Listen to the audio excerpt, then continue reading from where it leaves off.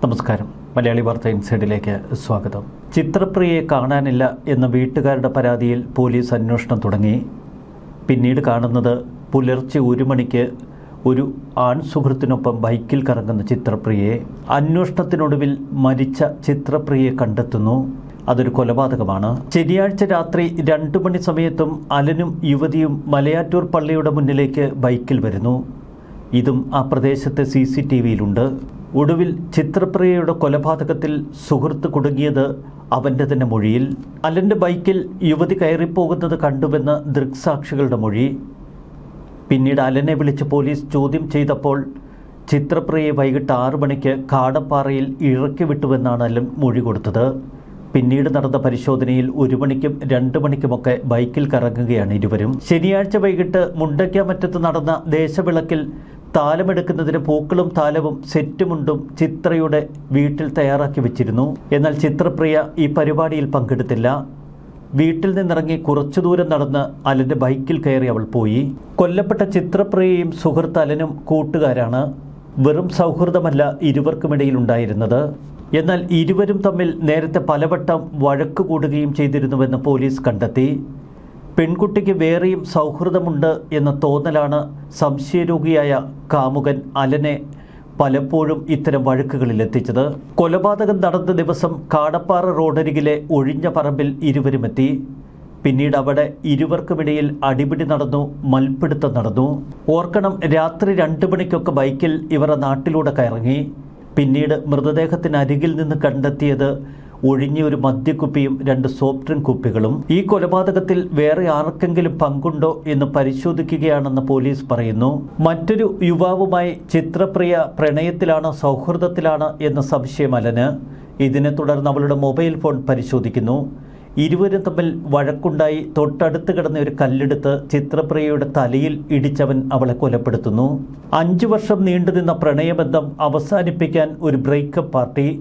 അതിനായാണ് അർദ്ധരാത്രിയിൽ പഴയ കാമുകനെ ചിത്രപ്രിയ വിളിപ്പിച്ചു വരുത്തിയത്. പിന്നീട് ഇരുവർക്കുമിടയിൽ നടന്നത് ചിത്രപ്രിയയുടെ പുതിയ ബന്ധങ്ങളെ ചൊല്ലിയുള്ള വഴക്ക്.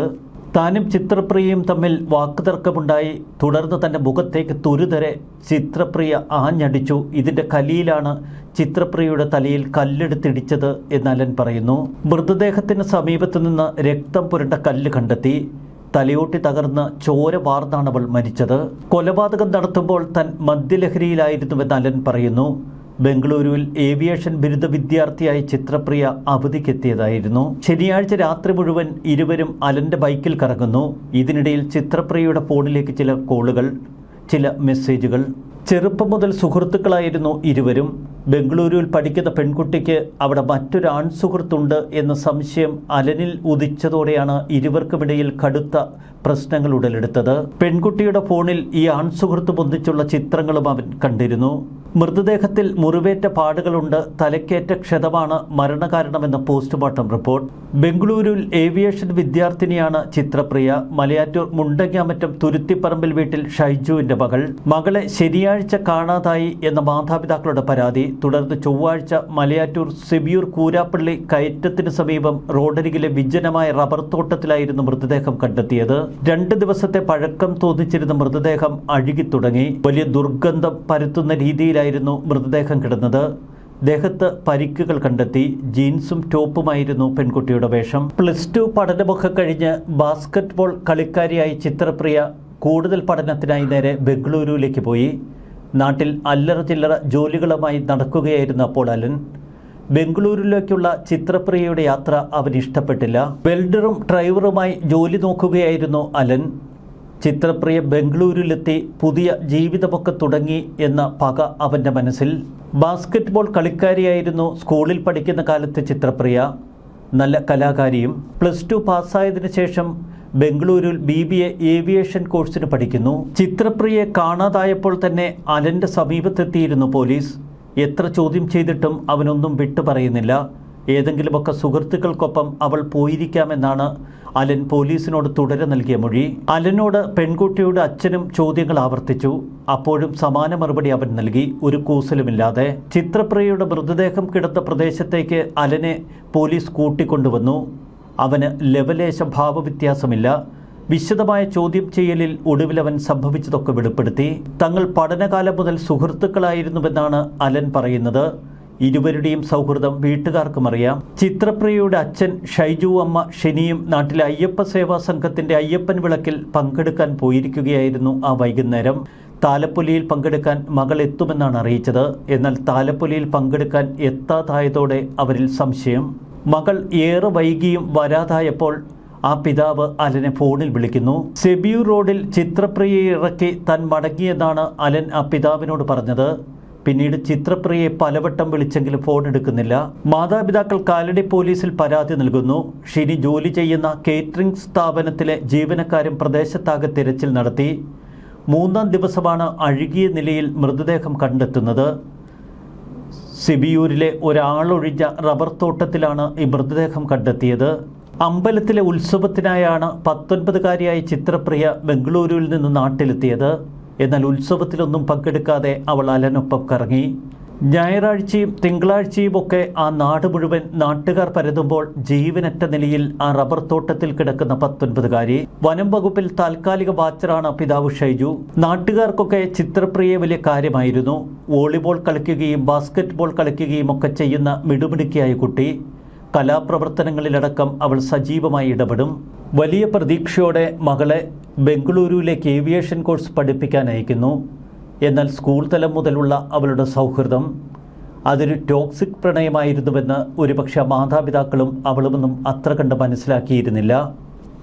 പഴയ കാമുകരോടൊപ്പം ബ്രേക്കപ്പ് ആഘോഷിക്കാൻ ഇറങ്ങിത്തിരിക്കുന്ന പുതുതലമുറയിലെ പെൺകുട്ടികളെയാണ് നമ്മൾ കാണുന്നത്. എത്ര വിചിത്രമാണ് ഈ ആചാരങ്ങളെന്ന് തോന്നിപ്പോകും. ഇവിടെ അടിസ്ഥാനപരമായ ഒട്ടനവധി വിഷയങ്ങളുണ്ട്. പഴയകാലമൊക്കെ മാറി മൊബൈൽ ഫോണുകളുടെ കാലഘട്ടമാണ്. ഒപ്പം സമൂഹ മാധ്യമങ്ങളുടെയും. പഠനമൊക്കെ കഴിഞ്ഞിറങ്ങിയാലും വാട്സാപ്പ് ഗ്രൂപ്പുകളുണ്ട്, വാട്സാപ്പ് ചാറ്റുകളുണ്ട്. സൗഹൃദം പൂത്തുലയും. പിന്നീട് പഠിക്കാൻ ബംഗളൂരുവിലേക്കോ മറ്റിടങ്ങളിലേക്കോ പഴയ സുഹൃത്തുക്കൾ പോകുമ്പോൾ ആൺസുഹൃത്തുക്കളും പെൺസുഹൃത്തുക്കളുമൊക്കെ പരസ്പരം അവരെ കണ്ടുമുട്ടാനായി ശ്രമിക്കുന്ന ഒട്ടനവധി സംഭവങ്ങൾ നമുക്ക് മുന്നിലുണ്ട്. പ്രണയമെന്ന ഒരു നല്ല ലോകത്തല്ല പലപ്പോഴും നമ്മുടെ ന്യൂജൻ കുട്ടികൾ ചിലവഴിക്കുന്നത്. മദ്യവും മയക്കുമരുന്നുമൊക്കെ കൂടിക്കലർന്ന ഒരു മാസ്മരിക ലോകത്ത് ഒപ്പം രതിയുടെ സുഖമാസ്വദിച്ച് അവർ തങ്ങളുടെ ചെറുപ്പം ആസ്വദിക്കുന്നു. ഇതിൽ വ്യത്യസ്തരല്ല ഒട്ടനവധി പെൺകുട്ടികളും ആൺകുട്ടികളും. നമുക്ക് മുന്നിൽ എത്രയെത്ര കഥകളുണ്ട്. രാഹുൽ മാങ്കൂട്ടത്തിനെതിരെ ഉയർന്നു വരുന്ന പരാതികളുടെ പശ്ചാത്തലം പരിശോധിക്കുമ്പോഴും പലപ്പോഴും നമുക്ക് ഇത്തരം സംശയങ്ങൾ തോന്നാം. ആദ്യം ഒരു ചാറ്റ്, പിന്നീട് സൗഹൃദം. സൗഹൃദത്തിൽ നിന്ന് വലിയ ലൈംഗിക ബന്ധത്തിലേക്ക് അവരുടെ ബന്ധം വളരും. പിന്നീട് ഇരുവർക്കുമിടയിൽ മറ്റ് സുഹൃത്തുക്കൾ കടന്നു വരും. അതിനുള്ള എല്ലാ സാധ്യതയും നിലനിൽക്കുന്നു. കാരണം മൊബൈൽ ഫോണും വാട്സാപ്പുമൊക്കെ എപ്പോഴും കൈകളിലുണ്ടല്ലോ. സൗഹൃദത്തിൽ ചെറിയ പ്രശ്നങ്ങൾ ഉണ്ടാകുമ്പോൾ അതിലേക്ക് ഊർന്നു കയറാൻ എളുപ്പമാണ് മറ്റുള്ളവർക്ക്. മറ്റുള്ളവരുടെ സാന്നിധ്യം ശ്രദ്ധയിൽപ്പെടുന്നതോടെ പല ബന്ധങ്ങളിലും ടോക്സിക് പെരുമാറ്റങ്ങൾ ജന്മമെടുക്കും. ഇതാണ് ഒട്ടനവധി ജീവനുകൾ നഷ്ടപ്പെടാനുള്ള കാരണം. ഒരു നിമിഷം മദ്യത്തിൻ്റെ ലഹരിയിൽ അല്ലെങ്കിൽ മയക്കുമരുന്നിൻ്റെ ലഹരിയിൽ പരസ്പരം കലഹിച്ച് ഒടുവിൽ ഒരാളെ കൊന്നൊടുക്കുന്ന ക്രൂര കാഴ്ച. സ്വാതന്ത്ര്യമെന്ന് നമ്മൾ പറയുമ്പോഴും രാത്രി 1 മണിക്കും 2 മണിക്കുമൊക്കെ ആൺ സുഹൃത്തിനൊപ്പം നഗരത്തിലും പുറത്തുമൊക്കെ ബൈക്കിൽ കറങ്ങുന്ന പെൺകുട്ടികളും ആൺകുട്ടികളും. ഇതൊക്കെ നിയന്ത്രിക്കാനാവാതെ കുട്ടികളെ നേർവഴിക്ക് നയിക്കാൻ കഴിയാതെ നിസ്സഹായതയോടെ നോക്കി നിൽക്കേണ്ടി വരും മിക്ക സ്ഥലങ്ങളിലും മാതാപിതാക്കൾക്ക്. ഇത് പുതുതലമുറയാണ്. ഞങ്ങൾ സ്വാതന്ത്ര്യം ആസ്വദിക്കുന്നവരാണ്.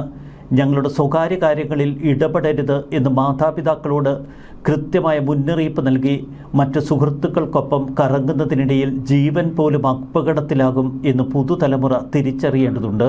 മലയാറ്റൂർ പോലൊരു മേഖലയിൽ മുൻപൊക്കെ ഒരു ആൺകുട്ടിയും പെൺകുട്ടിയും അർദ്ധരാത്രി കഴിഞ്ഞ് ബൈക്കിൽ കറങ്ങിയാൽ ഒരുപക്ഷെ നാട്ടുകാർ ചോദിക്കും. എന്നാൽ ഇപ്പോൾ അതൊന്നും കഴിയില്ല. സദാചാര പോലീസിങ്ങിനെ പൂർണ്ണമായി നമ്മൾ വിലക്കിയിരിക്കുകയാണല്ലോ.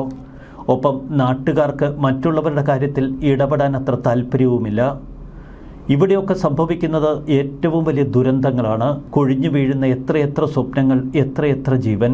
ചിത്രപ്രിയയുടെ കൊലപാതകത്തിന് പിന്നിലെ കാരണങ്ങൾ തിരയുമ്പോഴും ഇതൊക്കെ കണ്ടില്ല എന്ന് നടിക്കാൻ നമുക്കാവില്ല. ന്യൂസ് ഡെസ്ക് മലയാളി വാർത്ത ഇൻസൈറ്റ്.